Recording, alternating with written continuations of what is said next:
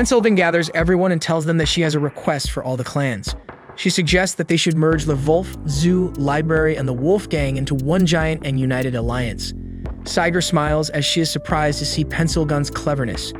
Animalia has no problem making such an alliance, and the professor also agrees to form one as it will not significantly change her activities. Siger plays along with Pencil Gun, and she also agrees to the merger. After the meeting ends, everyone leaves and only Oikatsu, Pencil Gun, and Sunraku are left in the room.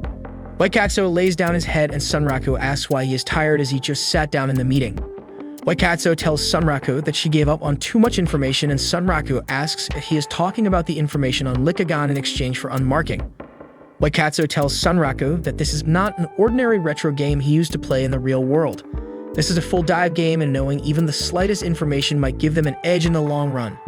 He also adds that unique monsters are something that not every player comes face to face with, and the information on them is priceless. Sunraku thinks that Oikatsu is right, but Pencil then adds that Wolf already had information on them. Also, the Zoo and Library clan are a problem too. The Zoo clan is full of monsters, and they don't even know the difference between NPCs and monsters. Sunraku thinks that they will go on a cuddling spree if they get access to the Rabbit Zone. Pencil then says that this meeting was a total success, and all of the clans think that we will give them information exchange of resources, but they won't get it so easily. She also adds that they have 5 cards under their hand for now. They have access to the rabbits, the strongest armor including weapons, and a bunch of other things which has made the game-leading clans serve them. That's why the clan consisting of just 3 members can make anyone their slave with just a slight taste of information. Misogen makes her evil face, and Oikatsu and Sunraku also smile. After that, the trio splits up, and Oikatsu tells Sunraku not to run away if they call him again.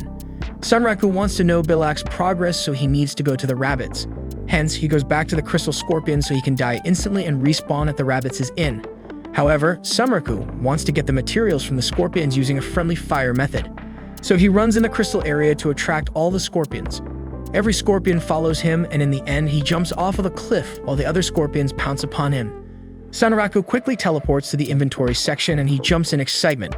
He thinks that the scorpions might have collided by now and their materials will be scattered everywhere. He just needs to collect them, but when he returns to the crystals, there is not even a single trace of the scorpions or the materials. Sunraku finds it strange, and suddenly he gets ambushed by a scorpion. The scorpion throws him in the air and drains all of his health. Sunraku can't believe it since the AI wasn't able to do it earlier and their patterns have changed. So it is dawned upon him that this is an in-game update. Sunraku returns to the Rabbit's Inn and logs out to see that the game just got updated. He curses the developers because he can't use the friendly fire method to kill the scorpions and get the materials. Also, killing enemies is also a bit difficult for him, so he can't level up easily. Suddenly, his drink falls, but he grabs it. This gives him the idea to use gravity as he has unlocked the double air jump skill. He laughs at the developers and tells them to keep finding bugs because he won't be stopping. After that, Sunraku is back in the game and he asks Emil about his talk with his brother. Emil tells him that her brother said that he will think about it, so Sunraku will have to wait. Other than that, she tells Sunraku that Bilak is expecting him, so Sunraku gets up and they head toward the blacksmith. Once they get there, Sunraku is shocked to see that the magic operation unit is meant to be worn on the head. Bilak tells him to bring out his legacy weapon because she will examine it using the unit. This will allow her to get an idea of how to make the weapons of the Divine Era. Sunraku gives her a legacy weapon and Bilak tells him to collect it tomorrow.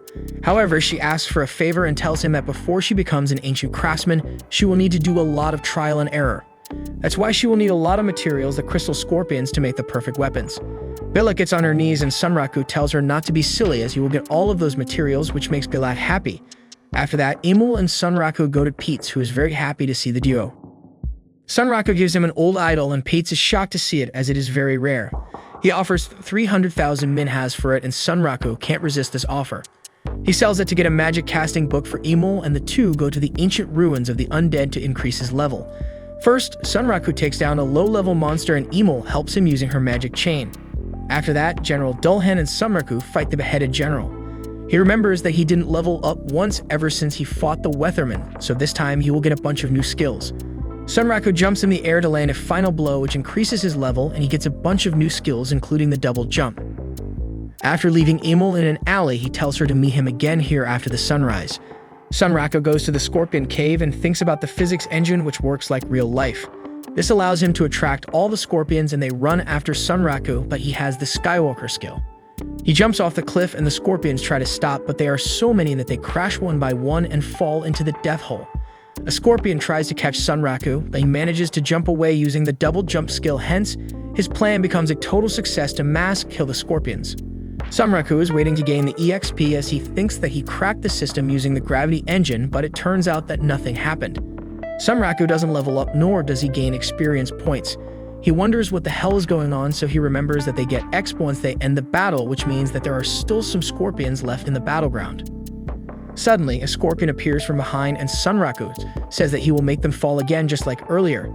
The scorpion screams as Sunraku sees a giant yellow scorpion grabbing the crystal one and he breaks it into pieces. Sunraku shits in his pants when he sees the rare golden scorpion. It is a rare monster and the golden one throws the little scorpions like toys. It throws one of the scorpions at Sunraku, but he manages to dodge it. Sunraku runs for his life and the golden scorpion chases after him. He thinks that the golden one doesn't come in giant hordes, hence he will have a hard time making this one fall off the cliff. Sunraku wonders if he can hide in the inventory, but his adrenaline pumps his gamer. He doesn't want to run away but fight the giant scorpion. So he summons his twin blades and strikes the scorpion's claw. The scorpion easily blocks it, and its claws are sharper than the rest, which makes it more dangerous. Sunraku jumps on a crystal, but the scorpion cuts it in a blink of an eye. Sunraku runs as fast as he can, but the scorpion is too fast, so he tries to cut his body, but the crystal layer is too strong for his weapon. Sunraku is having a fun time having to do a 1 versus 1 with a giant scorpion, but suddenly, the scorpion shoots venom out of its tail. Sunraku barely manages to dodge it. He attacks the scorpion again, but the giant monster is adapted to everything. It can fight well at close range and also has a long attack, which is the poison. Sunraku wonders what he can do to kill this brat, so he jumps on a crystal. The scorpion charges his tail and Sunraku thinks that it will be just another poison blast, but the scorpion shoots a barrage of poison. Sunraku can't run away as the barrage is impossible to dodge, and in the final moments he jumps into his inventoria. Sunraku wonders what he can do and calms himself down. He goes back to fight the beast and starts attacking him. He gets the pattern of its attacks and also finds some weak spots, which are tiny uncrystallized spots on his body. Sunraku jumps in the air and unequips his blade to summon the bee twin blades. These blades are also poisonous with corrosive abilities which can corrode the inside of the scorpion's body. But first, Sunraku would have to make an opening, hence he launches towards the Goldie and uses the blade to pierce its skin. A red spot appears on the hit and the golden scorpion quickly jumps away. It goes on a large crystal and Sunraku thinks that it is trying to run away, but the scorpion heals itself instantly. Sunraku can't believe his eyes. Sunraku senses that the scorpion uses the moonlight to heal itself, so he wonders if there is some connection between the two. A scorpion jumps on Sunraku, but he manages to dodge it. He uses the bee-blade, but it is out of energy as well. Hence, Sunraku resummons his blades and pierces its skin again. He knows that the scorpion will heal, so he uses a dagger and sends it towards the scorpion, which pierces its eye. After that, he uses a powerful blow on his dagger to pierce into the body of the scorpion. The scorpion cries in pain and falls off the crystal. Sunraku seizes this opportunity and uses his blades to take off the scorpion's tail. The scorpion gets pissed and gets enraged, so it turns into a burning scorpion. Suddenly, the little crystal scorpions arrive and all of them follow Sunraku. Sunraku remembers that the two scorpion species are enemies, so he devises a plan and skates on the crystal to lure all of them. After that, he jumps into the air and summons into the inventoria again. The crystal scorpions start attacking the Goldie scorpion. Sunraku knows that the golden one is too strong for the little ones, but there is a large number of crystal scorpions, so Sunraku thinks that they can take out the big one. He waits in the inventoria for a while and summons back to see the claw of the golden scorpion. He jumps in excitement as he thinks that the golden one is dead, but it isn't, and the golden scorpion comes from the underground. It has lost its claw, but it defeated all of the crystal scorpions. Sunraku thinks that he will be the one to defeat it, so he uses an idol to blast the scorpion. It stuns for a while and Sunraku uses the half-moon slash to take out its last claw. The scorpion falls to the ground. Sunraku decides to finish the job and jumps into the air, but the scorpion uses its injured tail to throw away Sunraku's weapon. Sunraku feels helpless, but he remembers the blades in the scorpion's eyes, so he grabs them and moves them inside its eyes. This allows him to tear off his head once and for all, and the scorpion dies. Sunraku appreciates the scorpion and says that he was as strong as Weatherman. Suddenly, the window appears, which shows that Sunraku has leveled up from level 79 to level 99, which surprises him. In the end, he says that Shangri-La Frontier is really the best game ever.